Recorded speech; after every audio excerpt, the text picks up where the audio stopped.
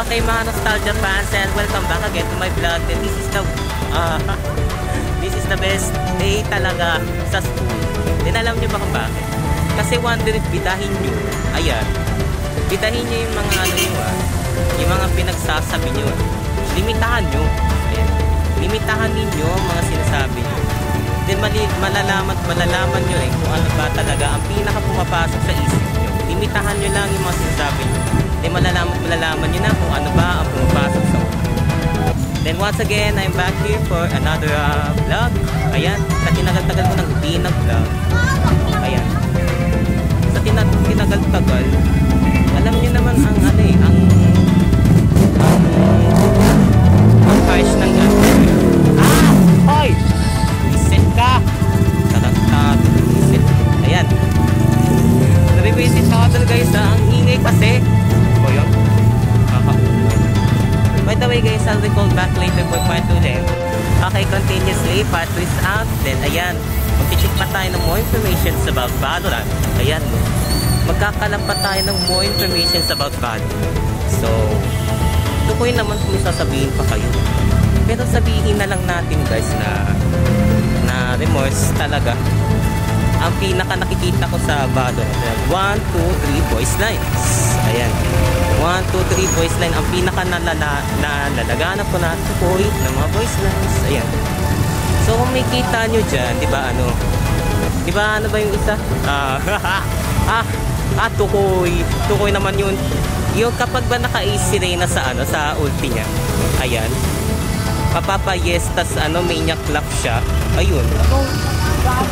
Matawa kayo doon, wag kayo matakot. Matawa kayo, pero tukoy talaga kung ganun yung voice line ni Reyna. The next. Ano ba yun? Ano ba yung next voice line na tukoy talaga para sa akin? Yung alam ko kay Chamber naman to yung Parfait. Ayan, Parfait. Ayan, 5-8. Then kay Chamber ulit, number 3. Ayun, yung kapag naka-ace siya, yung did you enjoy the show? Tas nagtumawa siya. Tapos of course you did. Ayan, tumawa kasi siya doon. Kaya tukoy naman talaga kung may sasabihin pa talaga sila mga importance ng voice line na gano'n. Ayan, tukoy naman kung may sasabihin silang importance voice line na gano'n. Pero hindi ko na lang kinalap yung sequence. Naglagay na lang ako ng pinaka tukoy na mga sequence, tapos yung pinakatukoy na mga voice lines. Ayan, i-share ko na lang yung 3 voice lines na tukoy talaga para sa akin. Ayan, so may kita nyo na lang yun guys later. Ayan, kapag tapos ko na yung part 3 ko. Ayan, part 2 ko na to So part 3 is the next. The part 3 is on the next. Ayan, so see you guys sa may part 3 ko. Okay guys, ayan, one day pa buisit lang tayo. Ayan, so yan, part 3 ko na, Ace Time Vlogs. Ayan, Ace Time Vlogs tayo. Ayan, well, wonder guys if you guys got an ace. 3 aces. Ayan, wonder if kumuha kayo guys ng ace dyan sa 3. And then sa mga Valorant players dyan, ang task ko sa inyo is mag-upload kayo ng isang video with your 3 aces. Ayan, mag-upload kayo ng isang video with your 3 aces. Ayan, sa mga Valorant players lang to guys. Ayan, mag-upload kayo ng 1 video with 3 aces. Ayan, ayan, sa mga Valorant players lang yan. Mag-upload kayo ng 1 video and ilagay nyo doon 3 aces and 5 clutches. Ayan, maglagay kayo sa 1 video na yun ng 3 ace, 5 clutch, 7 flawless. Ayan, 7 flawless. Ayan, tapos 9 team ace. Ayan, o diba? Medyo mahirap na yan medyo mahirap na yan task sa inyo mga Valorant players. Ayan, sinasabi ko yan sa inyo. Pero specifically yan, ang gagawin kong Ace Time Vlogs is goals and Ace Time.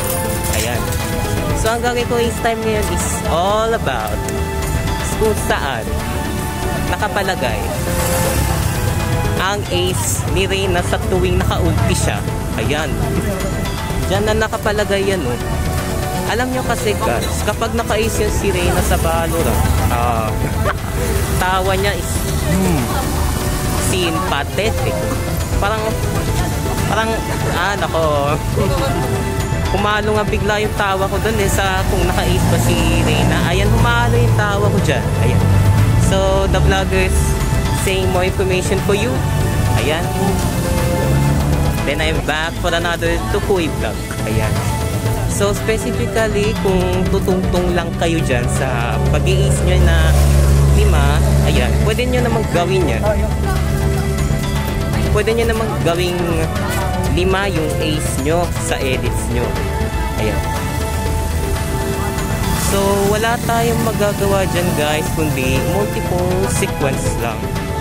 Multiple sequence lang ang magagawa natin. So, wala tayong ibang choice dyan, kundi yun lang yun.